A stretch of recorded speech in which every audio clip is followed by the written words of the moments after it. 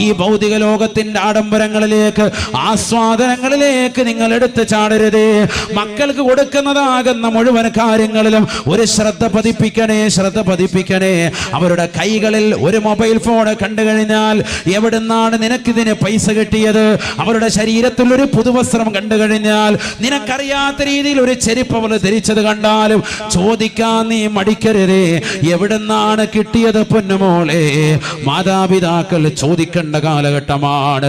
കാരണം എത്രയോ ചെറുപ്പക്കാരുണ്ട് വല വീശി പിടിക്കാൻ മുസ്ലിം സമുദായത്തിൽപ്പെട്ട സഹോദരിമാരുടെ ശരീരത്തെ നശിപ്പിക്കുവാൻ, അവരെ ഉന്മൂലനം ചെയ്യുവാൻ, അവരെ തേജോവധം ചെയ്യുവാൻ, അവരുടെ കുടുംബത്തിന്റെ സമ്പത്ത് കണ്ടിട്ട്, പ്രത്യേകിച്ച് കരുനാഗപ്പള്ളി ദേശത്തുള്ളതാകുന്ന ഒരുപാട് മുസ്ലിം സഹോദരങ്ങളുടെ അവരുടെ സാമ്പത്തിക സ്രോതസ് തിരിച്ചറിഞ്ഞുകൊണ്ട് വാപ്പ പ്രവാസ ലോകത്ത് കഷ്ടപ്പെടുന്ന മുഴുവൻ സമ്പാദ്യവും ഈ മകൾക്കുള്ളതാണെന്ന് തിരിച്ചറിഞ്ഞുകൊണ്ട് അവളെ പിഴപ്പിക്കാൻ വേണ്ടി ഒരുമിക്കുന്നതായ ഒരു കൂട്ടം ചെറുപ്പക്കാരുണ്ട്.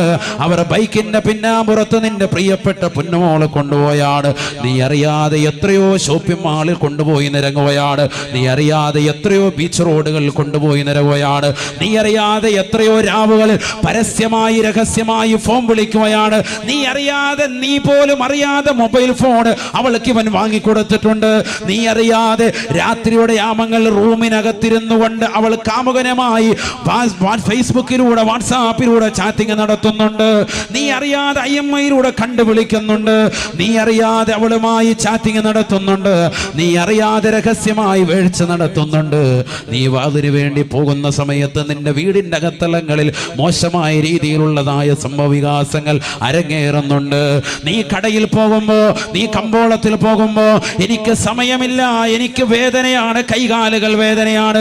നീ കൊച്ചാപ്പയുടെ മകളുടെ കല്യാണത്തിന് പോകുമ്പോൾ പോലും നിന്റെ മകളെ കൂടെ വിളിക്കുമ്പോ അവൾ പറയുകയാണ്, വാപ്പാ ഉമ്മ എനിക്ക് കൈവേദനയാണ്, കാലുവേദനയാണ്, എനിക്ക് ചെറിയൊരു തലവേദന എന്ന് പറഞ്ഞുകൊണ്ട് വീട്ടിലിരിക്കുന്ന മക്കളില്ലയോ?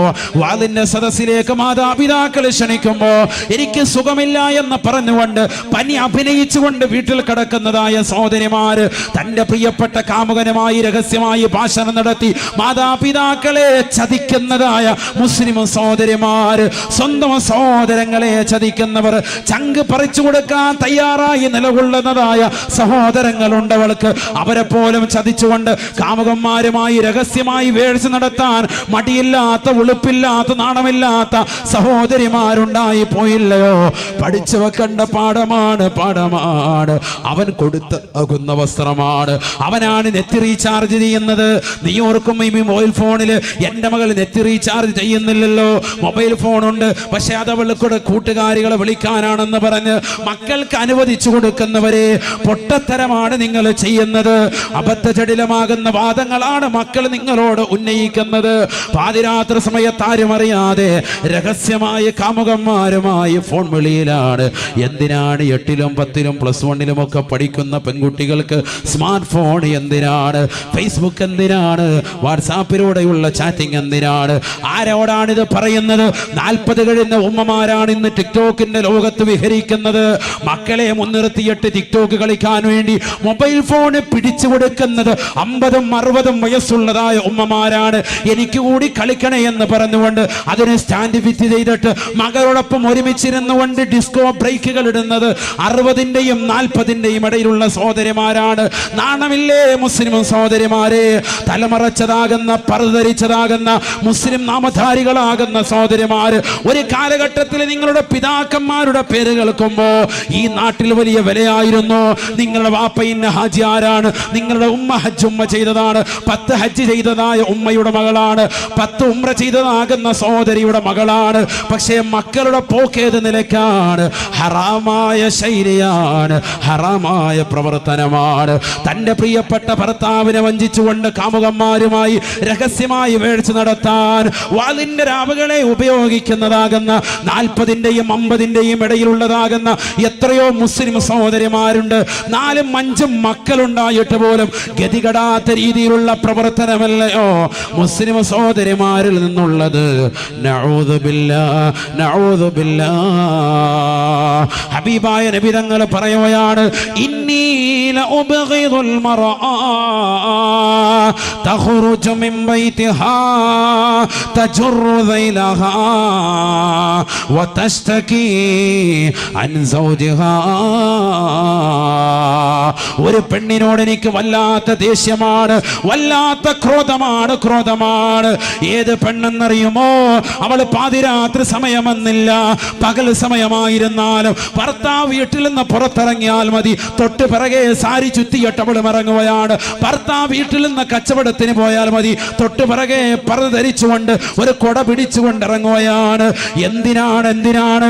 കമ്പോളങ്ങളിൽ നിറങ്ങുകയാണ്.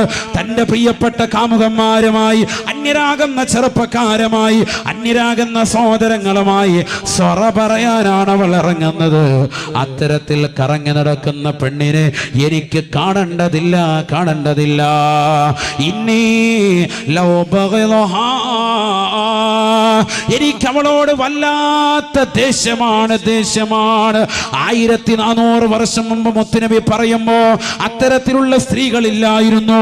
റസൂലുള്ളാഹി പറയുകയാണ്, ഇനി ഒരു കാലഘട്ടം വരാനുണ്ട്. ആ കാലഘട്ടത്തിലുള്ള മുസ്ലിം സഹോദരിമാരുടെ അവസ്ഥയാണ് ഇന്നീല ഉബഗിദുൽ മർആ തഖ്റുജു മിൻ ബൈതിഹാ. സ്വന്തം ഭർത്താവിന്റെ വീട്ടിൽ നിന്ന് ഉടയാടകൾ ധരിച്ചുകൊണ്ട് പുറത്തിറങ്ങുകയാണ്. അർദ്ധനഗ്നിയായി പുക്കുളിച്ചുഴി കാണിച്ചുകൊണ്ട്, മാരടത്തിന്റെ പകുതി കാണിച്ചുകൊണ്ട്, പുറം ഭാഗം കാണിച്ചുകൊണ്ട്, ശരീരത്തിന്റെ മാർദ്ദവമുള്ള സ്ഥലങ്ങളിൽ മോശമായ വസ്ത്രവിധാനം ധരിച്ചുകൊണ്ട്, ഉള്ളിൽ കിടക്കുന്ന അവയവങ്ങളെ പുറത്ത് കാണത്തക്ക രീതിയിലുള്ള വസ്ത്രവിധാനം നടത്തിക്കൊണ്ട് നടക്കുന്നതായ ഭാര്യ, സ്വന്തം ഭർത്താവിനെ വഞ്ചിക്കാൻ മടിയില്ലാത്തതായ ഭാര്യ, പ്രവാസ ലോകത്ത് അറബിയുടെ ചാട്ടമാറടി കൊണ്ട് മരുഭൂമിയിൽ പൊരുവയലെ തവൾക്ക് വേണ്ടി, കുടുംബത്തിന് വേണ്ടി അന്നം തേടുന്ന പാവപ്പെട്ട ഭർത്താവ്, സൗദിയിലെ സ്വദേശിവൽക്കരണം വന്നിട്ട് പോലും എങ്ങനെയെങ്കിലും എന്നെ ഒന്ന് നിർത്തണേ എന്ന് പറഞ്ഞുകൊണ്ട് അറബിയുടെ കാല് പിടിച്ച്, അറബിയുടെ കാറ് കഴുകിക്കൊടുത്ത്, അറബിയെ വല്ലാതെ നിർബന്ധിച്ച് എനിക്ക് എങ്ങനെയെങ്കിലും എന്ത് ജോലി വേണമെങ്കിലും ഞാൻ ചെയ്യാ, കാരണം എനിക്ക് 4 പെൺമക്കളാണ്, എന്റെ പാവപ്പെട്ട ഭാര്യ, എന്റെ കുടുംബം അനാഥമാകുമെന്ന് പറഞ്ഞുകൊണ്ട് ഗൾഫിൽ കടന്നുകൊണ്ട് പ്രയാസപ്പെടുന്ന പാവപ്പെട്ടവൻ അറിയുന്നുണ്ടോ? നിന്റെ ഭാര്യ ഇതാ അടിച്ചു പൊളിക്കുകയാണ്, നീ കൊടുക്കുന്ന പൈസയ്ക്ക് വിലയില്ല. ഹബീബായ നബി തങ്ങൾ പറയുകയാണ്, സ്ത്രീകൾ നരകത്തിലാണ്. ഒരു കൂട്ടം സ്ത്രീകളെ ഞാൻ നരകത്തിൽ കാണുകയാണ്. അല്ലാഹുവിന്റെ റസൂൽ പഠിപ്പിക്കുകയാണ്, റഅയ്തുന്നാർ വറഅയ്തു അക്സറ അഹ്ലിഹാ അന്നിസാ. കത്തിജ്വലിക്കുന്നതായ നരകം ഞാൻ എന്റെ കണ്ണുകൊണ്ട് കണ്ടുപോയി സാബ. അല്ലാഹുവിന്റെ റസൂൽ പറയുകയാണ്, ഭീകരമല്ലയോ നരകം? മുകളിൽ വല്ലാത്ത ചൂടാണ്, താഴെ വല്ലാത്ത ചൂടാണ്. താഴെ ഇതാ ചെമ്പ് നൽകിയിരിക്കുകയാണ്, മുകളിതാ ഈയത്തിനാൽ നൽകിയിരിക്കുകയാണ്. ചുറ്റും മുഴുവനും ഗന്ധകമാണ്, കറുത്ത പുകപടലമാണ്, ആരും പരസ്പരം കാണുകയില്ല. വല്ലാത്ത ചൂടാണ്. എന്തുകൊണ്ടാണ്? വഖൂദുഹാ അന്നാസ് വൽ ഹിജാറ. ഭീമാകാരമാകുന്ന പാറക്കല്ലുകൾ ഇട്ടുകൊണ്ടാണ് നരകത്തെ അല്ലാഹു സജ്ജീകരിച്ചിരിക്കുന്നത്. ദുഷിച്ചതാകുന്ന ജനങ്ങളെ വെച്ചുകൊണ്ടാണ് നരകത്തെ അല്ലാഹു സജ്ജീകരിച്ചിരിക്കുന്നത്. ആ നരകത്തിലേക്ക് അല്ലാഹു സുബ്ഹാനഹു വ തആല നമ്മളെ ഇടുമോ? ആ നരകത്തിൽ റസൂലുള്ളാഹി പറയുകയാണ്, മിഅ്റാജിന്റെ രാവിൽ ഞാൻ എന്റെ കണ്ണുകൊണ്ട് കണ്ടുപോയി സാബ. വറഅയ്തു അക്സറ അഹ്ലിഹാ അന്നിസാ. അതിൽ കണ്ടത് സ്ത്രീവർഗത്തെയാണ്. ഏറ്റവും കൂടുതൽ നരകത്തിൽ ഞാൻ കണ്ടത് സ്ത്രീകളെയാണ്. എന്റെ പ്രിയപ്പെട്ട കരുനാഗപ്പള്ളി ദേശത്തുള്ള സഹോദരിമാരെ, കുമ്മനം ഉസ്താദിനോട് നിങ്ങൾ ദേഷ്യം പിടിക്കരുത്. എന്തേ ഞങ്ങളെ ക്രൂശിക്കുകയാണോ? അല്ല, ഞാൻ അടച്ചു പറയുകയാണ്. മുസ്ലിം സഹോദരങ്ങളോടൊപ്പം മുസ്ലിം സഹോദരിമാരോട്, എന്നോടും എൻ്റെ കുടുംബത്തോടും ലോകത്തുള്ള മുഴുവൻ വിശ്വാസി സമൂഹത്തോടും ഓർമ്മപ്പെടുത്തുകയാണ്, പഠിപ്പിക്കുകയാണ്. റസൂലുള്ളാഹി പറഞ്ഞ വാക്ക് മാത്രമാണ് പറയുന്നത്.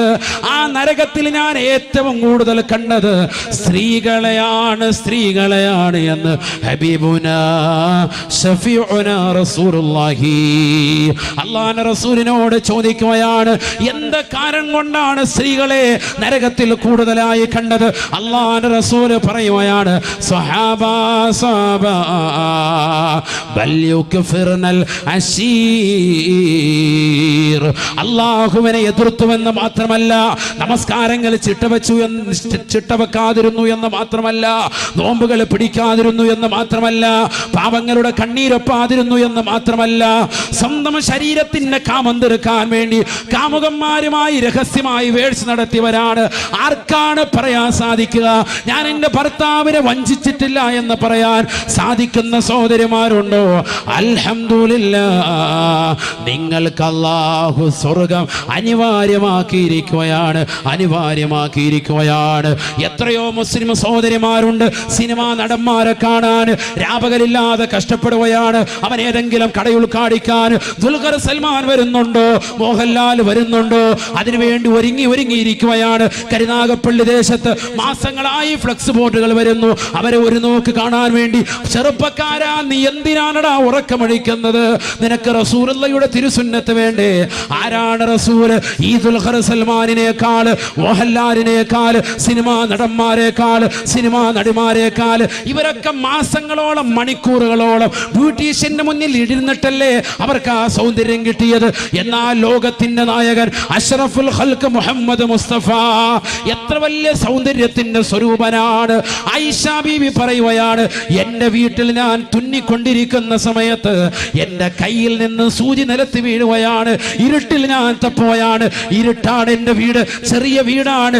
8 മുഴം നീളം 10 മുഴം വീതിയുള്ളതാകുന്ന ആ ചെറിയ വീടിനകത്തിരുന്നുകൊണ്ട് ഞാൻ എൻ്റെ തുണി തയ്ച്ചു കൊണ്ടിരിക്കുമ്പോ എൻ്റെ സൂചി നിലത്ത് വീണുപോയി. ആ സൂചിയും എടുക്കാൻ വേണ്ടി ഞാൻ പരതുമ്പോ അല്ലാഹുവിന്റെ റസൂൽ വാതിക്കലേക്ക് വന്ന് നിൽക്കുകയാണ്. സുബ്ഹാനല്ലാഹ്, പ്രവാചകന്റെ ശരീരത്തിൽ നടിച്ചു വീശിയ പ്രഭയുടെ കാരണമായിട്ട്, വെളിച്ചം കാരണമായിട്ട് ചെറിയ സൂചി പോലും എനിക്കെന്റെ ഇരുട്ടിന്റെ മുറിയിൽ നിന്നെടുക്കാൻ സാധിച്ചുവെന്ന് ആയിഷ ബീവി വിവേചനം ചെയ്യുമ്പോ എത്ര വലിയ സൗന്ദര്യത്തിന്റെ സ്വരൂപനാണ് മുത്തുനബി.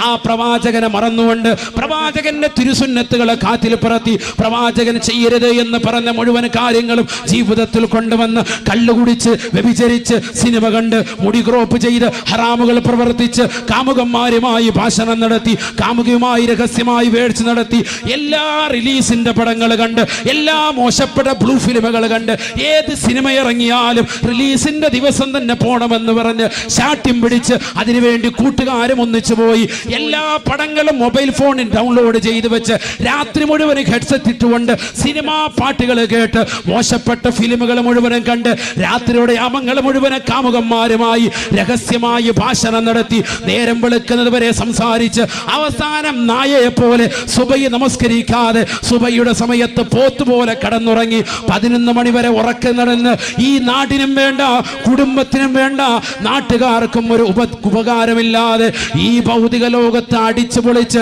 മോശപ്പെട്ട വസ്ത്രവിധാനത്തിലൂടെ നടക്കുന്നവരെ വെള്ള വസ്ത്രം റസൂലുള്ളാഹിക്ക് ഇഷ്ടമാണെന്ന് പറഞ്ഞിട്ട് ആ വസ്ത്രവിധാനം ശരീരത്തിൽ ഇന്ന് വരെ ധരിക്കാതെ, ഒരു ജോഡി പോലും വെള്ള വസ്ത്രം ഇന്ന് വരെ വാങ്ങാതെ, സർവ്വ ഹറാമുകൾക്ക് കൂട്ടുനിന്ന് ഏത് ഗാനമേളയുണ്ടോ, ഏത് സിനിമാ നടൻ വരുന്നുണ്ടോ, ഏത് സിനിമാ നടി എന്ത് പറയുന്നുണ്ടോ ആ ടിപ്സ് എല്ലാം അതേപോലെ എഴുതി വെച്ച് മനഃപ്പാടമാക്കി അതെല്ലാം കൃത്യമായി അമൽ ചെയ്ത് റസൂലുള്ളാഹിയുടെ വാക്കിന് വില കൊടുക്കാതെ, അള്ളാഹുവിന്റെ വാക്കുകൾക്ക് വില കൊടുക്കാതെ, പ്രവാചകന്മാരുടെ വചനങ്ങളെ പരിപൂർണമായി അവഗണിച്ച്, ദീനിനെ അവഗണിച്ച്, സർവ്വ ഹറാമുകൾക്ക് കൂട്ടുനിന്നുകൊണ്ട്, മാതാപിതാക്കളെ വേദനിപ്പിച്ചുകൊണ്ട് അന്യരാകുന്ന ചെറുപ്പക്കാരോടൊപ്പം ഇറങ്ങിപ്പോകുന്നതായ സഹോദരിമാരെ, എവിടുന്നാണ് നിനക്ക് സ്വർഗം കിട്ടുക? ആയിഷ ബീവി പോയ സ്വർഗത്തിലേക്ക് പോകാൻ പറ്റുമോ? ഫാത്തിമ ബീവി പറഞ്ഞ സ്വർഗത്തിലേക്ക്, അവര് തിക്കത്ത് നൽകുന്ന സ്വർഗത്തിലേക്ക്, ഉമ്മു സലീം ബീവി പോകുന്ന സ്വർഗത്തിലേക്ക് നമുക്കൊന്ന് പോകാൻ പറ്റുമോ? ആരാണ് ഉമ്മു സലീം ബീവി റളിയല്ലാഹു അൻഹാ? ഒരു ചെറിയ വ്യക്തിയല്ലയോ, ഒരു ചെറിയ വ്യക്തിത്വമല്ല. അഷ്റഫുൽ ഖൽഖ് സല്ലല്ലാഹു അലൈഹി വസല്ലമ തങ്ങൾ മദീനയിലേക്ക് കടന്നു വന്നപ്പോ മദീന നിവാസികളാകുന്ന മുഴുവൻ സഹോദരങ്ങളും എല്ലാവരും അവർക്ക് വേണ്ടുന്ന മുഴുവൻ കാര്യങ്ങളും റസൂലുള്ളാഹിക്ക് വേണ്ടി കൊടുക്കാൻ തയ്യാറാവുകയാണ്. എന്ത് വേണം റസൂലുള്ളാഹിക്ക് കൊടുക്കാൻ റെഡിയാവുകയാണ്. മക്കയിൽ നിന്ന് മദീനയിലേക്ക് ഹിജ്റ വന്ന പ്രവാചകന് എന്ത് കൊടുക്കാനും റെഡിയായി മദീന നിവാസികൾ നിൽക്കുമ്പോ ഉമ്മു സലീം ബീവി റളിയല്ലാഹു തആല മഹദി അവറുകൾ കൊണ്ടുവന്ന് കൊടുത്തത് 6 വയസ്സുള്ള പ്രിയപ്പെട്ട പൊന്നുമോന് അനസിനെയാണ്.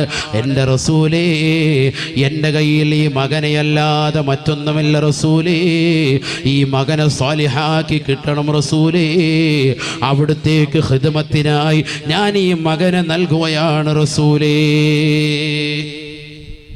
6 വയസ്സുള്ള അനസ് എന്ന് പറയുന്ന പൊന്നുമോനെ കൊണ്ടുപോയി കൊടുത്തു. ആ മകൻ 10 വർഷം ഖിദ്മത്തെടുത്തു. 16 വയസ്സിലാണ് റസൂലുള്ളാഹിന്റെ അടുക്കൽ നിന്ന് കരഞ്ഞുകൊണ്ട് പോകുന്നത്. മനസ്സിലാക്കണം, ഉമ്മു സലീം ബീവി റളിയല്ലാഹു അൻഹ ഇസ്ലാം മതം പുൽകിയ മഹദിയാണ്. ഉമ്മു സലീം ബീവി മദീനയിലെ റസൂലുള്ളാഹി സ്വല്ലല്ലാഹി അലൈഹി വസല്ലം തങ്ങൾ വന്നപ്പോൾ വല്ലാത്ത സന്തോഷത്തിൽ നിലകൊണ്ടു. അല്ലാഹുവിന്റെ റസൂൽ സ്വല്ലല്ലാഹു അലൈഹി വസല്ലം തങ്ങളുടെ ചാരത്ത് നിന്നു തന്റെ പ്രിയപ്പെട്ട മകനെ കൊടുത്തു. വേറൊന്നും കൊടുക്കാനില്ല. റസൂലുള്ളാഹി സ്വല്ലല്ലാഹു അലൈഹി വസല്ലം തങ്ങൾ ആ മകനെ ഏറ്റെടുത്തു. 6 വയസ്സേ ഉള്ളൂ. ആ മകൻ 16 വയസ്സ് വരെ റസൂലുള്ളാഹിന്റെ അടുക്കൽ നിന്നിട്ട് അവസാനം പറഞ്ഞൊരു വാക്ക് സഹീഹുൽ ബുഖാരിയിൽ ഉദ്ധരിക്കുന്നുണ്ട്. പഠിക്കേണ്ട വാക്കാണ്. റബീഉൽ അവ്വൽ കടന്നു വരുമ്പോൾ റസൂലുള്ളാഹിയുടെ മദ്ഹായിട്ട് ഈ ഒരൊറ്റ വചനം മനസ്സിൽ തറയ്ക്കേണ്ടതാണ്. അനസ് റളിയല്ലാഹു തആല പറയുകയാണ്, ഖദംതു റസൂലില്ലാഹി സ്വല്ലല്ലാഹു അലൈഹി വസല്ലം 10 സനവാത്. 10 കൊല്ലം ഞാൻ റസൂലുള്ളാഹിക്ക് ഖിദ്മത്തെടുത്തു, സേവനം ചെയ്തു. ഫമാ ഖാല ലി ലിമ സനഅത ഹകദാ വലിമ ലം തസ്നഅ ഹകദാ. എന്നോട് റസൂലുള്ളാഹി ചോദിച്ചിട്ടില്ല, നീ എന്താടാ അങ്ങനെ ചെയ്യാതിരുന്നത്, നീ എന്താ അത് ചെയ്യാതിരുന്നത്, അല്ല എന്താ ഇങ്ങനെ പ്രവർത്തിച്ചത് എന്ന് നബി എന്നോട് ചോദിച്ചിട്ടില്ല. ആ കുട്ടി പറയാൻ 10 വർഷം, അതായത് ഞാൻ പറഞ്ഞത് കുട്ടികളോടുള്ള സമീപനം. 6 വയസ്സ് മുതൽ 16 വയസ്സ് വരെ കുട്ടി ഇവിടെ റസൂലുള്ളാഹിക്ക് ഖിദ്മത്തെടുത്തു. 10 വർഷം നബിയോടൊപ്പം ഉണ്ട്. നബിയുടെ കാര്യങ്ങൾ മുഴുവൻ നോക്കാൻ. കൊച്ചുകുട്ടിയാണ്, പക്ഷെ ആ കുട്ടി നബിയെ കണ്ട് പഠിച്ചു. അതാണ് മനസ്സിലാക്കേണ്ടത്. നബി സല്ലല്ലാഹു അലൈഹി വസല്ലം തങ്ങൾ മാതാപിതാക്കൾ അങ്ങനെ ആയിരിക്കണം. മാതാപിതാക്കൾ സാലിഹാകണം, എങ്കിലേ മക്കൾ സാലിഹാവുള്ളൂ. അത് വലിയൊരു കടമയാണ്. അല്ല വാപ്പ നിസ്കരിക്കുന്നു പറഞ്ഞിട്ട് കട്ടിമേ കിടക്കുക റാഹത്തായിട്ട് സിഗരറ്റും വലിച്ചോണ്ട് കാര്യമില്ല. അല്പം മണിച്ചമ്പാട്ടും അടിക്കുന്നുണ്ട് ഇടയ്ക്കിടയ്ക്ക്. അങ്ങനത്തെ തീമാണെങ്കിൽ എങ്ങനെ മക്കൾ സാലിയാവും? വാപ്പ സിഗരറ്റ് വലിക്കുന്നവനാണെങ്കിൽ ഉറപ്പിച്ചോ മക്കൾ വലുതാകുമ്പോൾ വാപ്പയേക്കാൾ നല്ല വലിക്കാരനാവും. അതിനേക്കാൾ കൂടിയ ബ്രാൻഡ് ചിലപ്പോൾ അടിച്ചൊന്നും വരും. നമ്മൾ കാണിച്ചു കൊടുക്കുന്നൊരു ശീലം ഒരിക്കലും പാടില്ല. നമ്മൾ കുറെ നന്നാവേണ്ട വശമുണ്ട്. നിങ്ങൾക്കറിയില്ലേ, പറയാൻ സമയമില്ല, ഒരുപാട് സമയം പോകണ്ടാണ്. ഖദർ നബി അലൈഹി ഇസ്ലാമിന്റെ മൂസാ നബിയുടെ ചരിത്രം അറിയില്ലേ? സൂറത്തുൽ കഹ്ഫ് വെള്ളിയാഴ്ച ദിവസം ഓതേണ്ട സൂക്തമാണ്. 3 പ്രാവശ്യം ഓതണം എന്നാണ്. സൂറത്തുൽ കഹ്ഫ് പറയുന്നില്ലേ, അവര് ഒരു നാട്ടിലേക്ക് ചെന്നു, അവരോട് ഭക്ഷണം ആവശ്യപ്പെട്ടു. മോശപ്പെട്ട നാട്ടുകാർ അവരെ തിരസ്കരിച്ചു, ഭക്ഷണം കൊടുത്തില്ല. അങ്ങനെ തിരിച്ചും കൂടെ പോരുമ്പോഴത്തേക്കും ഖദർ നബി അലൈഹി ഇസ്ലാം പറഞ്ഞു, ഇങ്ങോട്ട് വാ, ഒരു പണിയുണ്ട്. എന്നിട്ട് അവിടെ ഒരു വീടിന്റെ മതിൽ വല്ലാതെ പൊളിയാറായിരിക്കുക. ആ മതിൽ കറക്റ്റ് കെട്ടിക്കൊടുത്തു. ഖുർആനാണ് ഈ സംഭവം പറയും. ഇതൊക്കെ മനസ്സിലാക്കണം. നമ്മൾ ഇതുവരെ കേട്ടിട്ടില്ലെങ്കിൽ നിങ്ങൾ അജ്ഞരാണ്. ഖുർആനിൽ തൊട്ട് ഒരുപാട് അകന്നു പോയിട്ടുണ്ട്. മതിൽ പണി പരിപൂർണമായി പൂർത്തീകരിക്കുകയാണ്. ഖദർ നബി അലൈഹി സ്വലാമിന്റെ അടുക്കൽ ഇൽമു പഠിക്കാൻ വേണ്ടി ചെന്നതാണല്ലോ മൂസാ നബി അലൈഹി സ്വലാം. മൂസാ നബി അലൈഹി സ്വലാത്തു വസ്സലാം ചോദിച്ചു, നിങ്ങൾ എന്ത് പണിയാ കാണിച്ചത്? ഭക്ഷണം തരാത്ത ഈ ടീമിന്റെ ഈ നാട്ടുകാർക്ക്, അവരിൽപ്പെട്ട ഒരു വീട്ടുകാർക്ക് എന്തിനാ ഇങ്ങനെ മതിൽ കെട്ടിക്കൊടുത്തത്? നാം മതിൽ കെട്ടിയിട്ട് അവരുടെ പൈസ എങ്ങനെ ചോദിക്കണ്ടേ? ചെയ്തു കൊടുത്തൊരു പണിയല്ലേ, അതിന്റെ പൈസ ചോദിക്കും. ഫുലൂസ് മാഫിയ എന്താ പൈസ ഒന്നും വാങ്ങാത്ത എന്താണ്? ഖദർ നബി അലൈഹി സ്വലാത്തു വസ്സലാം കാര്യം പറഞ്ഞു കൊടുത്തു. വഅമ്മൽ ജിദാറു ഫകാന അബവാഹു മുഅ്മിനൈനി ഫഖശീനാ അയ്യുർഹിഖഹുമാ തുഗ്യാനം വകുഫറാ. وأما الجدار فكان لغلامين يتيمين في المدينة وكان تحته كنز لهما وكان أبوهما صالحا. ഭയങ്കര വാക്കാണ് പറഞ്ഞത്. ഞാനാ കെട്ടിക്കൊടുത്തതാകുന്ന മതിലിന്റെ ചുവടെ മനോഹരമായ ഒരു സ്വർണത്തിന്റെ നിധികുംഭാരമുണ്ട്. ആ വീടിന്റെ ഉടമസ്ഥർ 2 ചെറിയ കുട്ടികളാണ്. വാപ്പ മരണപ്പെട്ടു പോയതാണ്. വാപ്പ കുട്ടികൾ 2 പേരുടെയും വാപ്പ വക്കാന അബൂഹുമാ സാലിഹാ, വാപ്പ സാലിഹായ മനുഷ്യനായിരുന്നു എന്ന് ഖദർ നബി അലൈഹിസ്സലാം പറഞ്ഞതായി വിശുദ്ധ ഖുർആൻ. വാപ്പ ഒരു സാലിഹായ മനുഷ്യനാണ്. വാപ്പ ഉണ്ടാക്കിയ സമ്പാദ്യം മുഴുവനും അദ്ദേഹം ഇവിടെ കുഴിച്ചിട്ടതാണ്, ഭൂമിയിൽ കുഴിച്ചിട്ടത്. അവിടെ ഇപ്പൊ ഒരു മതിൽ വന്ന്, ആ മതിൽ ഇപ്പൊ നേരത്തെ പൊളിഞ്ഞു വീണാല് ഈ മക്കളിപ്പോ കുട്ടികളാ, എത്തീം മക്കളാണ്, ചെറിയ പൊടി പൈതലുകളാണ്. ഇവര് വളർന്നു വലുതാകുന്നതിന് മുമ്പായി അത് മറ്റാരെങ്കിലും കൈക്കലാക്കും. അതുകൊണ്ട് അത് പാടില്ല. അതുകൊണ്ടാണ് അവിടെ തന്നെ ഞാൻ വീണ്ടും അതിൽ പുനർനിർമ്മിച്ചത്. അത് കൊഴിഞ്ഞു വീഴുമ്പോഴത്തേക്ക് ഈ മക്കൾ പ്രായപൂർത്തിയെത്തും. അപ്പോൾ അവർ പിന്നെ കെട്ടാൻ നിൽക്കുമ്പോഴത്തേക്ക് ഇത് എന്തായാലും കാണും. സ്വർണത്തിന്റെ നിധി അത് അവർക്ക് തന്നെ കിട്ടും. അവകാശപ്പെട്ട സ്വത്ത് വാപ്പ സാലിഹായ കാലഘട്ടത്തിൽ വാപ്പ സാലിഹായിരുന്ന മനുഷ്യൻ അദ്ദേഹം ഹലാലായ മാർഗത്തിലൂടെ ഒരുമിച്ച് കൂട്ടിയതാകുന്ന സമ്പാദ്യം അതെവിടെ കുഴിച്ചിട്ടോ അത് അർഹതപ്പെട്ട നിലയ്ക്ക് മക്കളിൽ എത്തണം. അത് അല്ലാഹു സുബ്ഹാനഹു വ തആല തീരുമാനിച്ചതാണ്. എന്തുകൊണ്ട്?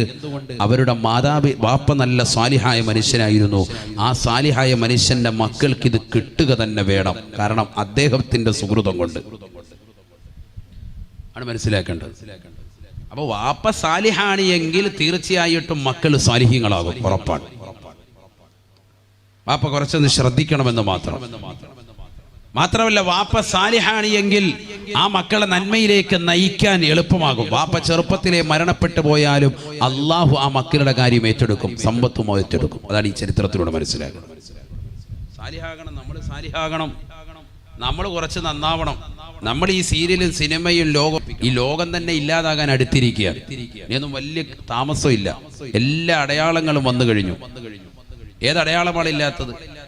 പ്രളയമാണ്. എപ്പോഴും ഒരു മഴ ചെറുതായിട്ട് പെയ്താലും ഒക്കെ പ്രളയമാണ്, ഭീതിയാണ്. ഇപ്പോൾ മഴ പെയ്യുമ്പോൾ കഴിഞ്ഞ ദിവസം എറണാകുളത്ത് കണ്ടില്ലേ നിങ്ങൾ? മുമ്പ് വന്നവർക്കല്ല പ്രളയം തരുന്നത്. ആദ്യം തീരദേശം കൊടുത്തു, പിന്നീട് കിഴക്ക് പ്രദേശങ്ങളിൽ മലയോര പ്രദേശങ്ങൾ നൽകി. ഇപ്പൊ ചെറിയ മഴ പെയ്തപ്പോൾ തന്നെ എറണാകുളം ജില്ല മുഴുവൻ വെള്ളത്തിലേക്ക് പോയി. വെള്ളത്തിന്റെ ഭീതി ഇല്ലായിരുന്ന സ്ഥലങ്ങളിൽ, കലൂര് പോകത്തെ ദേശത്ത് വെള്ളം ഇല്ല, വെള്ളം കിട്ടാൻ പോലും ഇല്ലാത്ത സ്ഥലമാണ്. അവിടെയൊക്കെ വെള്ളക്കെട്ടുകൾ രൂപപ്പെട്ടു. ലോകം ഭീതിയിലേക്ക് ഓരോരോ പ്രശ്നങ്ങൾ വരികയാണ്. ഇനി തീമഴ വർഷിക്കുമെന്നാണ്. നഊദു ബില്ലാഹി, അല്ലാഹു ആക്കട്ടെ. ലോകാവസാന സമയമാകുമ്പോൾ തീമഴയുണ്ടാകും. ഇതൊക്കെ ഇനി ഏക്കണ്ടി വരുവരാൻ. അള്ളാഹു നമ്മളെ കാത്തിരക്ഷിക്കട്ടെ. മനുഷ്യൻ എന്നാലും തെറ്റിലാണ്. ഈ വാത് കഴിഞ്ഞു പോയാലും നമ്മളിൽ ആരെങ്കിലും സഹോദരങ്ങളെ ഇന്ന് വാത് കേട്ട ദിവസമല്ലേ ഒരു യാസീൻ സൂറത്ത് ഓതിയിട്ട് സന്തോഷത്തോടുകൂടി കിടക്കാം, ഖുർആൻ ഒരു പേജ് ഓതിയിട്ട് കിടക്കാം. ആരാണ് തയ്യാറാകുന്നത്? നമ്മൾ എന്നാലും നമ്മുടെ കയ്യിലുള്ള മൊബൈൽ ഫോൺ, വാട്സാപ്പ്, ഫേസ്ബുക്ക് ഒക്കെ നമ്മൾ റെഡിയാക്കിയിരിക്കാൻ. ഈ വാത് നടക്കുന്ന സമയത്തും ഒരു പക്ഷേ നമ്മൾ മെസ്സേജ് അയക്കുന്നുണ്ടാവും. അയവാ നിർത്തുന്നില്ല, കുറേ നേരമായി തുടങ്ങിയിട്ട് എന്ന് പറഞ്ഞ് നമ്മൾ മെസ്സേജ് വിടുന്നുണ്ടാവും. ഇതാണ് നമ്മുടെ കളി. നമ്മളിൽ എവിടെയാണ് നന്മയുള്ളത് ചിന്തിക്കുക. നമ്മൾ ഇനി എന്ന് നന്നാവും? ഇതൊക്കെ കേട്ടിട്ട് അമല് ചെയ്യാനുള്ളതാകുന്ന ആയുസിനി നമുക്കുണ്ടോ? ചിന്തിക്കുക. കൊച്ചു കുട്ടികൾ പോലും മരണപ്പെട്ടു പോവാൻ. ജനിച്ച ഉടനെ ക്യാൻസർ ബാധിച്ച എത്ര കുട്ടികളുണ്ട്? ഇന്നൊരു സഹോദരൻ വെളുത്തമണലിൽ നിന്ന് അദ്ദേഹത്തിന്റെ കണ്ണിന്റെ ഫോട്ടോ അയച്ചു വന്നു. കണ്ണ് മുഴുവനും വല്ലാതെ ബുദ്ധിമുട്ട്, പ്രയാസം അനുഭവിച്ച് കിടക്കുകയാണ്. അള്ളാഹു പരിപൂർണ്ണ ശിഫ നസീബാക്കുമാറാവട്ടെ. രക്തം വന്നിട്ട് അദ്ദേഹം ഇങ്ങനെ കാണിച്ചിട്ട് അതിന്റെ ഫോട്ടോ അയച്ചു കിടക്കുക. കൊച്ചു കുട്ടികൾ പോലും മൊബൈലിന് അടിമപ്പെടുകയാണ്. കഴിഞ്ഞ ദിവസം ഒരു സഹോദരന്റെ ഒരു കുട്ടിയുടെ ഫോട്ടോ ഉണ്ടായിരുന്നു. അവന്റെ കണ്ണിലേക്ക് ഒരു മരുന്ന് എത്തിക്കുമ്പോൾ വേദന കൊണ്ട് പൊളയുന്ന രീതിയിൽ മൊബൈൽ ഫോൺ ഉപയോഗിക്കുന്നതിന്റെ ദുരുപയോഗം. കൊച്ചു കുട്ടികൾക്ക് പോലും ഭക്ഷണം കൊടുക്കാൻ ഇന്ന് മാതാപിതാക്കൾ കണ്ടെത്തിയ എളുപ്പവഴി. കാരണം നമുക്കെല്ലാം എളുപ്പവഴിയാണ്. അവർ അസുഖത്തിലാകുന്ന വിഷയമല്ല, നാളെയുടെ ലോകമല്ലേ നമ്മൾ ശ്രദ്ധിക്കേണ്ടത്. അവർ രോഗികളാകുന്നതിനേക്കാൾ അവരുടെ ആഖിറമല്ലേ നമ്മൾ രക്ഷപ്പെടേണ്ടത്. പരിശുദ്ധമായ ഖുർആനിൽ ഒരു ആയത്തുണ്ട്, ഞാൻ തുടക്കത്തിൽ ഓതിയത്. ബിസ്മില്ലാഹിർ റഹ്മാനിർ റഹീം. യാ അയ്യുഹല്ലദീന ആമനൂ. ഞാൻ നിർത്തുകയാണ് കേട്ടോ ഈ ഒറ്റ ആയത്ത്. ഖൂ അൻഫുസകും വഅഹ്ലീകും നാറാ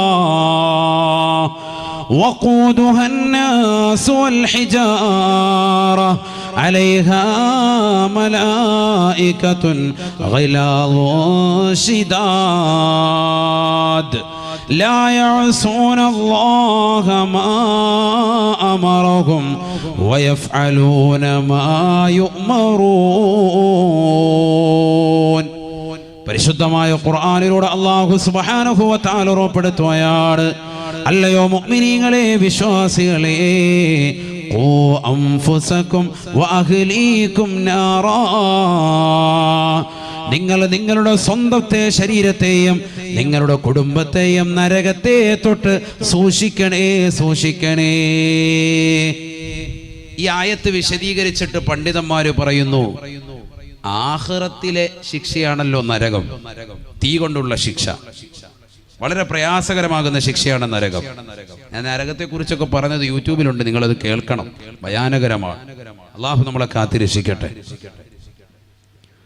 ആ നരകത്തെ തൊട്ട് കാക്കാൻ വേണ്ടി നമ്മളെല്ലാവരും സന്നദ്ധരാകണം. എന്തുകൊണ്ട്? ഈ ദുനിയാവിൽ നമ്മുടെ മക്കളുടെ ഒരു ചെറിയ വിരല് കത്തുന്നതോ ചെറിയൊരു വിരലിലേക്ക് തീ പിടിക്കുന്നതോ നമുക്ക് സഹിക്കൂല. സഹിക്കൂ? മാതാപിതാക്കൾക്ക് സഹിക്കൂല. മാതാപിതാക്കൾക്ക് ഒരിക്കലും സഹിക്കൂല. മക്കൾക്കൊരു ചെറിയ പനി വന്നാൽ അവർ വിഷമിക്കുകയാണ്, പ്രയാസപ്പെടുകയാണ്, അവർ വളരെ ബുദ്ധിമുട്ടും. മാതാപിതാക്കൾ വളരെയേറെ വിഷണ്ണരാകും. അപ്പോൾ നീ തീർച്ചയായും നീ ശ്രദ്ധിക്കണേ, ഒരു ചെറിയ വിരല് കത്തുന്നതിനേക്കാൾ ശരീരം മുഴുവനും നാളെ ആഖിറത്തിൽ കാലാകാലം ശിക്ഷിക്കപ്പെടുന്നതിനെ തൊട്ട് നിന്റെ മക്കളെ നീ സംരക്ഷിക്കൽ അനിവാര്യമാണ് എന്ന് ഉലമാക്കൾ രേഖപ്പെടുത്തുകയാണ്. ഈ ആയത്ത് വിശദീകരിച്ചുകൊണ്ട്. ശരിയല്ലേ? നമ്മൾ ഈ ഭൗതിക ലോകത്ത് ചെറിയൊരു തീക്കള്ളി മക്കളെ വിടുന്നു, എൻ്റെ പൊന്നുമോൻ്റെ കൈ പോയല്ലോ എന്ന് പറഞ്ഞ് ഉമ്മ നിലവിളിക്കുമ്പോൾ ഈ ഉമ്മ എന്തേ മക്കളെ സിനിമയുടെ ലോകത്തേക്ക് വിടുന്നത്? മക്കളെ ലാപ്ടോപ്പ് വാങ്ങിച്ചിട്ട് അശ്ലീലത കണ്ടോ എന്ന് പറഞ്ഞ് വിടുന്നത്? ഈ ഇരിക്കുന്ന ഓരോരുത്തരുടെയും മൊബൈൽ ഫോണിൽ നിറഞ്ഞിരിക്കുന്ന അശ്ലീലമാക്കപ്പെട്ട സിനിമാ പാട്ടുകൾ എത്രയാണ്, സിനിമാ ഗാനങ്ങൾ എത്രയാണ്, സിനിമകൾ എത്രയാണ്? നമ്മളൊക്കെ കേൾക്കുന്നതാകുന്ന ഹെഡ്സെറ്റിലൂടെ എന്താ ഇട്ട് കേൾക്കുന്നത്? എപ്പോഴും ഈ വാഹനത്തിൽ പോകുമ്പോഴും അല്ലാത്തപ്പോഴൊക്കെ ഇട്ട് കേൾക്കുന്നുണ്ടല്ലോ. എന്താ ഇത്? ഖുർആനാണോ? അല്ല, എല്ലാവരുടെയും കാതിൽ സിനിമാ പാട്ടാണ്. എന്തെങ്കിലും രാഷ്ട്രീയം കേട്ടുകൊണ്ടിരിക്കുന്നു. ഇതൊക്കെ നമുക്ക് നാളെ ആഖിറത്തിലേക്ക് എന്തെങ്കിലും ഗുണകരമാകുമോ? ചിന്തിക്കാൻ. നാളെയുടെ ലോകത്തേക്ക് വേണ്ടി നീ എന്ത് സജ്ജീകരിച്ചിട്ടുണ്ട്? എന്ത് നീ ചെയ്തിട്ടുണ്ട്? നിന്റെ പ്രവർത്തനങ്ങൾ കണ്ടുകൊണ്ടാകട്ടെ നിന്റെ മക്കളുടെ ജീവിതം കടന്നു വരേണ്ടത്. നിന്റെ ഖുർആനോദൽ, വീട്ടിൽ നീ കൃത്യമായ ഖുർആനോദൽ ചിട്ട വരുത്തണം. ഒരു ചിട്ട ഇനി മുതൽ നിന്റെ ജീവിതത്തിൽ വരണം. ഇതുവരെ നീ കുത്തഴിഞ്ഞ ജീവിതമാണ്. തോന്നുന്നത് പോലെ ഉറങ്ങി, ഒരു ടൈം ടേബിൾ ഇല്ല. ഭക്ഷണം കഴിക്കാൻ മാത്രം ഒരു ടൈമുണ്ട്, അത് മാത്രം പോരാ. മലമൂത്ര വിസർജനത്തിനും ടൈമുണ്ട്, അത് മാത്രം പോരാ. ഇനി മുതൽ രാവിലെ പ്രഭാതത്തിൽ സുബൈ നമസ്കരിക്കുന്നതിന് മുമ്പ് തന്നെ എഴുന്നേക്കാൻ നിന്നെ കൊണ്ട് സാധിക്കണം. കഴിയുമെങ്കിൽ 2 റക്അത്ത് സുന്നത്ത് നമസ്കരിക്കണം. ഒളു എടുത്ത് മനോഹരമായ രീതിയിൽ വീടിന്റെ അകത്തലത്തിൽ 2 റക്അത്ത് നിസ്കരിക്കും. ഭാര്യയെ വിളിക്കും ഭർത്താവ്, വിളിച്ചുണർത്തിയിട്ട് നമസ്കാരം നിലനിർത്തി നിസ്കരിച്ചിട്ട് 2 പേര് കൂടി കുറച്ച് ദിക്ർ ചൊല്ലി അസ്തഗ്ഫിറുല്ലാഹൽ അലീം. എത്ര ശ്രേഷ്ഠമായ ദിക്റാണ്. സമ്പത്ത് വേണോ? അള്ളാഹു നൽകും. പാപം പുറത്തു കിട്ടണോ? അള്ളാഹു നൽകും. കാരുണ്യത്തിന്റെ മഴ വേണോ? അള്ളാഹു നൽകും. മക്കളെ വേണോ? അള്ളാഹു നൽകും. ഖുർആനാണ് ഇതൊക്കെ വിശദീകരിക്കുന്ന ഖുർആനാണ്. എല്ലാം കിട്ടും. അസ്തഗ്ഫിറുല്ലാഹൽ അലീം. ഈ ഒരൊറ്റ ദിക്റുണ്ട്. ഇടയത്താഴ സമയത്തും ചൊല്ലേണ്ട ദിക്റും അതാണ്. വബിൽ അസ്ഹാരിഹും യസ്തഗ്ഫിറൂൻ. ഖുർആൻ പറയാൻ അസ്തഗ്ഫിറുല്ലാഹൽ അലീം ചൊല്ലി. സുബൈയുടെ ബാങ്ക് വിളിച്ചു, പുരുഷൻ നേരെ പള്ളിയിലേക്ക് പോകുന്നു, മകനെയും കൂട്ടിക്കൊണ്ടു പോകുന്നു. മക്കളെ വിളിച്ചുണർത്തുന്ന സുബൈയുടെ സമയത്ത് എത്ര സ്നേഹം കൊടുത്താലും കുഴപ്പമില്ല, എന്ത് വിചാരിക്കുമെന്ന് പറഞ്ഞാലും കുഴപ്പമില്ല, നിർബന്ധമായും വിളിച്ചുണർത്തണം. ചില മാതാപിതാക്കളാണ് പ്രശ്നം. മലബാറുള്ള ഒരു സ്ഥലത്ത് വാതു പറയുമ്പോൾ ഒരു സഹോദരൻ, ഒരു പ്രായം ചെന്ന ഒരു ഉപ്പ, നല്ല പ്രായം ചെന്നാണ്. അപ്പൊ അയാൾ എഴുന്നേറ്റ് ഇങ്ങോട്ട് ഫ്രണ്ടിലോട്ട് വന്നിട്ട് ഉസ്താദെ അത് ഒന്നുകൂടി ഒന്ന് പറയണം, ഉറക്കെ പറയണമെന്ന് പറഞ്ഞു. എന്ന് വെച്ചാൽ എന്താ, എൻ്റെ പെണ്ണുങ്ങൾ അപ്പുറത്തിപ്പുണ്ടത് കേട്ടോട്ടെ. എന്താണ്? ഞാൻ പറഞ്ഞു, മക്കളോട് എത്ര സ്നേഹം കൊടുത്താലും നിർബന്ധമായും അവരെ സുബഹിക്ക് വിളിച്ചുണർത്തണമെന്ന് പറഞ്ഞു. അതിന് മാതാപിതാക്കൾ മടി കാണിക്കരുത്. കാരണം അദ്ദേഹത്തോട് വാതിന് ശേഷം അന്വേഷിച്ചപ്പോൾ അദ്ദേഹം പറഞ്ഞ കാരണം മറ്റൊന്നുമല്ല, എൻ്റെ മകന് ജോലി മത്സ്യത്തൊഴിലാളിയാണ്. രാത്രിയിലായിരിക്കും അവൻ്റെ കർമ്മം ഉണ്ടാവുക. ചിലപ്പോൾ സുബഹിയോടടുത്ത സമയത്ത് വരും, സമയം തെറ്റിയിട്ടായിരിക്കും വരിക. അപ്പോൾ വക്കത്തുകൾക്കുള്ള സമയത്ത് ഇവൻ കിടന്നുറങ്ങും. അപ്പൊ ഞാൻ അവനെ വിളിച്ചുണർത്തുമ്പോൾ ഭാര്യ പറയും, അഥവാ അവൻ്റെ ഉമ്മ പറയും, വിളിച്ചുണർത്തണ്ട, എൻ്റെ പൊന്നുമോനല്ലേ, അവൻ കിടന്നുറങ്ങിക്കോട്ടെ. കാരണം അവൻ ക്ഷീണിതനായിട്ട് വന്നിരിക്കാൻ, നിങ്ങൾ പോയിക്കോ പള്ളിയിലോട്ട്, അവൻ പിന്നെ നിസ്കരിച്ചോളൂ എന്ന് പറഞ്ഞ് ഉമ്മ വിലങ്ങുതടിയാകാറുണ്ട് എന്ന സഹോദരൻ പറയുക. ശരിയല്ലേ ഇന്ന് നമ്മുടെ വീട്ടിൽ നടക്കുന്നത്? ഞാൻ ഒരൊറ്റ കാര്യം നിങ്ങൾക്ക് മനസ്സിലിരുത്താൻ വേണ്ടി പറയാൻ, ഒരു പക്ഷേ നിങ്ങളുടെ ചെലവ് നോക്കുന്നത് ആ മകനായിരിക്കാം. അവനായിരിക്കും നിങ്ങളുടെ വീട്ടിലേക്ക് കൊണ്ടുവന്ന് 2500 രൂപയുടെ സാധന സാമഗ്രികൾ മാസത്തിൽ നിങ്ങൾക്ക് നൽകുന്നത്. അല്ലെങ്കിൽ ഒരു 10,000 രൂപ വീട്ടിൽ നിങ്ങളുടെ ഉമ്മയുടെ കയ്യിൽ കൊണ്ട് വെച്ച് തരികയാണ്. ഉമ്മക്ക് പിന്നെ ആ മകൻ സിനിമ കണ്ടാലും കുഴപ്പമില്ല, അവൻ സീരിയലിന് അടിമപ്പെട്ടാലും കുഴപ്പമില്ല, അവൻ പാതിരാത്രി വരെ ഫേസ്ബുക്കിൽ ഇരുന്നാലും കുഴപ്പമില്ല, അവൻ ആരൊക്കെ പെൺകുട്ടികളെ വീട്ടിലേക്ക് വിളിച്ചുകൊണ്ട് നിന്ന് സൽക്കരിച്ചാലും ഉമ്മാക്ക് ചോദ്യമില്ല. എവിടെയും ഏത് കൂട്ടുകാരുമായി ഏത് രാത്രിയിലും ബൈക്കിൽ കറങ്ങി നടക്കുന്നതുകൊണ്ട് ഉമ്മാക്ക് പ്രശ്നമില്ല. പാപ്പമാര് ചിലപ്പോൾ ചോദിച്ചിരിക്കും, കാരണം പാപ്പാക്ക് ഫുലൂസ് കിട്ടിയാൽ ഓക്കെ, ഇത് ഫുലൂസ് മുഴുവൻ ഉമ്മാക്ക കൊടുക്കുന്നത്. പൈസ കൊടുക്കുമ്പോൾ മാതാപിതാക്കൾ പലതും അങ്ങ് മറക്കുകയാണ് ദീനിന്റെ വിഷയത്തിൽ. ഇതിന്ന് സമൂഹത്തിൽ നടക്കുന്ന ഏറ്റവും വലിയൊരു പ്രശ്നമാണ്. പാടില്ല. കാരണം ഒരു 5000 രൂപയും കയ്യിലോട്ട് കിട്ടിക്കഴിയുമ്പോൾ എൻ്റെ മകനല്ലേ കുടുംബം നോക്കുന്നത്. അതുകൊണ്ട് ഇപ്പം എന്താ, അവനിപ്പോൾ കുറച്ച് അങ്ങനെയൊക്കെ നടക്കട്ടെ. ഉമ്മാടെ സപ്പോർട്ട് കൊടുത്ത് അവസാനം ഇവനുണ്ടാകുന്ന എന്താണെന്നറിയോ? സകല കൂട്ടുകാരുമായി, അശ്ലീല കൂട്ടുകാരുമായി കള്ളുകുടിയായി, വ്യഭിചാരമായി, അവസാനം പോലീസ് കേസായി, നാട്ടു കേസായി വരുമ്പോഴാണ് ഉമ്മ നാറുന്നത്. അതുവരെ ഉമ്മ കൂടെ ഉണ്ടാവും. ഇതിന്ന് സമൂഹത്തിൽ നടക്കുന്ന ഏറ്റവും വലിയ തെറ്റാണ്. അതാണല്ലോ ഈ ഫേസ്ബുക്കും ഈ ടിക്ടോക്കും ഈ മോശപ്പെട്ട പ്രവർത്തനങ്ങളും ഒക്കെ കുടുംബത്തിൽ തുടങ്ങുന്നതാണ്. ആരാണ് ഇതിനെ എതിർക്കുന്നത്? സ്വന്തം കുടുംബത്തിന് എതിർപ്പില്ല. ഉമ്മ പരിപൂർണ്ണ സപ്പോർട്ടാണ്. ഉമ്മ തന്നെ വെള്ള മൊബൈൽ പിടിച്ച പോലെ ഞാനൊന്ന് കുറച്ചു നേരം തുള്ളട്ടെ എന്ന് പറയുന്ന യുഗത്തിലേക്ക് സമൂഹം പോയിരിക്കുകയാണ്. നഊദു ബില്ലാഹ്. അല്ലാഹു കാക്കട്ടെ, അല്ലാഹു കാത്തിരക്ഷിക്കട്ടെ. ഹബീബുനാ റസൂലുള്ളാഹി സ്വല്ലല്ലാഹു അലൈഹി വസല്ലം തങ്ങൾ പറയുകയാണ്, ഇംറാത്തുൻ ത്വാഇയത്തുൽ ലില്ലാഹി വലിസൗജിഹാ. അള്ളാഹുവിനെ അനുസരിച്ചുകൊണ്ട് ജീവിക്കുന്നതായ ഏതൊരു സഹോദരിയുണ്ടോ, സ്വന്തം ഭർത്താവിനെ അനുസരിച്ചുകൊണ്ട് ജീവിക്കുന്നതായ സഹോദരിയുണ്ടോ, സ്വർഗമാണ്, സ്വർഗമാണ്. 4 സ്ത്രീകൾക്ക് സ്വർഗം അല്ലാഹുവിന്റെ റസൂൽ ഓർഡർ നൽകിയതാണ്. റസൂലുള്ള പഠിപ്പിച്ച വിഭാഗമാണ്. അതിലൊന്ന് ഇംറാത്തുൻ ത്വാഇയത്തുൻ ലില്ലാഹി വലിസൗജിഹാ. അള്ളാഹുവിനെ അനുസരിക്കുന്ന പെണ്ണാണ്. സ്വന്തം ഭർത്താവിനെ അനുസരിക്കുന്നതായ സഹോദരിയാണ്. രണ്ടാമത്തെ പെണ്ണ് ഇംറഅത്തുൻ വലൂദുൻ വദൂദ് ഖാനിയത്തുൻ ബില്ലസീരി മഅ സൗജിഹാ. സ്വന്തം ഭർത്താവിനോട് മക്കളോട് നല്ല സ്നേഹമുള്ള പെണ്ണാ. വദൂദുൻ വലൂദ്, ധാരാളം പ്രസവിക്കുന്നതായ പെണ്ണാണ് എന്ന് പറഞ്ഞ ഭർത്താവിലൂടെ ശാരീരിക ബന്ധത്തിൽ ഏർപ്പെട്ടിട്ട് പ്രസവിക്കുക, അല്ലാത്തല്ല. ധാരാളം പ്രസവിക്കുന്ന പെണ്ണ് ആർക്ക് ഇഷ്ടം? സ്വർഗത്തിൽ കിടക്കുമെന്നാ പറഞ്ഞത്. എന്ന് പറഞ്ഞാൽ മക്കൾ അധികരിച്ച പെണ്ണ്. ചിലപ്പോൾ 6 മക്കള് 9 മക്കള് 10 മക്കളൊക്കെ പ്രസവിച്ച ഉമ്മമാരുണ്ടാവും നമ്മുടെ ഈ സദസ്സിൽ. ഇന്നതില്ല. ഇന്നിപ്പോ നാമോ നമുക്കൊന്ന്, കാരണം ചെലവ് ചുരുക്കണേന്നും പറഞ്ഞ് കഴിയാണ്. അപ്പൊ അള്ളാഹു തആല മൊത്തത്തിൽ കുടുസാക്കി. ഒരൊറ്റ കുട്ടി ഉണ്ടായിട്ട് പോലും ജീവിതം മുന്നോട്ട് കൊണ്ടുപോകാൻ കഴിയാത്ത ഒരുപാട് ആളുകളുണ്ട്. ഞാൻ മലപ്പുറത്ത് ഓതുന്ന സമയത്ത് ഒരു ഹാജിയാരുണ്ട്, ഒരു സഹോദരൻ കരീമാജി എന്നാ മൂപ്പറ പേര്. മൂപ്പർക്ക് അന്ന് 11 മക്കള്. ഞാൻ ഈ അടുത്ത് വന്നപ്പോ 16 മക്കള്. ഒറ്റ ഭാര്യയിലുള്ള കാര്യം പറയുന്നത്. ഒറ്റ ഭാര്യയില്. ഇതെന്താ ഉസ്താ, ഇത് തന്നെ ഒരു ജോലിയാണോ? അത് നല്ലൊരു ജോലിയാണ്. മക്കള് സാലിഹാട്ടെ. അത് 2 പെൺകുട്ടികളുള്ളൂ, ബാക്കിയൊക്കെ ആൺപിള്ളേരാണ്. ഇമാമും ജമാഅത്തായിട്ട് നിസ്കരിക്കുകയാണെങ്കിൽ വേണം ഒരു ജുമാ അടങ്ങാം, കുറച്ചാറും കൂടെ കഴിഞ്ഞാൽ 40 വരെ കിട്ടും. ഒരു പള്ളി അങ്ങ് നിസ്കരിച്ചിട്ട് റാഹത്തായിട്ട് നിസ്കരിക്കുക. 2 പെണ്ണുങ്ങൾ, ബാക്കിയൊക്കെ ആണുങ്ങൾ. രസമാണ്. അത് തൊട്ടടുത്തൊരു തയ്ക്കാൻ വേണ്ടി ചെറിയ നിസ്കാര പള്ളിയുണ്ട്. അപ്പൊ ഈ മക്കളെല്ലാം ഇങ്ങനെ ആൺപിള്ളേരെല്ലാം കൂടി 14 ആൺമക്കളാണ്. ഒന്ന് രസം ഒന്ന് ചിന്തിക്കുക. വാപ്പാട് കൂടെ ഇങ്ങനെ വരികയാണ്. ഒന്ന് ചിന്തിച്ചു. യാക്കൂബ് നബി അലൈഹി ഇസ്ലാമിന് മക്കളുണ്ടായിരുന്നല്ലോ. ഇതുപോലെ തന്നെ 10ലധികം മക്കളുമായിട്ടല്ലേ വരിക. സുബ്ഹാനല്ലാഹ്, എന്തൊരു രസമാണ്. അതുകൊണ്ട് തന്നെ സമൂഹം അന്ന് തന്നെ പറഞ്ഞിരുന്നു, വിനയത്തോടു കൂടി നടക്കണം. നിങ്ങൾ ജനങ്ങളുടെ മുമ്പാകെ നടക്കുമ്പോൾ ഒരല്പം തലകുനിച്ച് നടക്കണം. എന്തുകൊണ്ട്? കാരണം കാണുന്നവർക്ക് ഭയങ്കര കണ്ണുകടിയാവും. പാപ്പ ഇങ്ങനെ 10 മക്കളെയും കൂട്ടിയിട്ട് ഇങ്ങനെ വരുന്നത് നെഞ്ചും പിരിച്ച് വരികയല്ലേ. ചിന്തിച്ചു നോക്ക്. അങ്ങനത്തെ ഒരു രസം എന്തായിരിക്കും? ഇമാമും ജമാഅത്തിനായിട്ട് മക്കളങ്ങ് നിർത്തിയാൽ മതി. അതിലെ മക്കൾ മിക്കതും ഹാഫിളീങ്ങൾ, അൽഹംദുലില്ലാഹ്, മാഷാ അല്ലാഹ്. 1-2 പേര് ആലിമീങ്ങളുമായി. രക്ഷപ്പെട്ടില്ലേ വാപ്പ? ചെറിയ കാര്യമാണോ? ആ ഉമ്മ എന്ത് ത്യാഗം സഹിച്ചിട്ടുണ്ടാവും ഈ മക്കളെ ഇത്രയും പോറ്റി വളർത്താൻ. ഒന്നിന് പിറകെ ഒന്നായിട്ട് ഓരോ കൊല്ലം കഴിയുമ്പോൾ ഓരോന്ന്. പക്ഷെ പടച്ചറബ് സ്വർഗ്ഗം കൊടുക്കും. ക്ഷമിച്ച് സഹിച്ച് ആ മക്കളെ പോറ്റി വളർത്തി. ഏറ്റവും വലിയ രസാവഹം, അന്നും ആ വീട്ടിൽ 2 മുത്തഅല്ലിമീങ്ങൾക്ക് രാത്രിയിൽ ഭക്ഷണം കൊടുത്തിരുന്നു എന്നുള്ളതാണ്. ഭയങ്കര ദാരിദ്ര്യമാണ് വീട്. ഈ മക്കളൊക്കെ അന്നിങ്ങനെ കൈക്കുഞ്ഞ് സുഡാനിലെ കുട്ടികളെ പോലെ ഇങ്ങനെ നിൽക്കുക.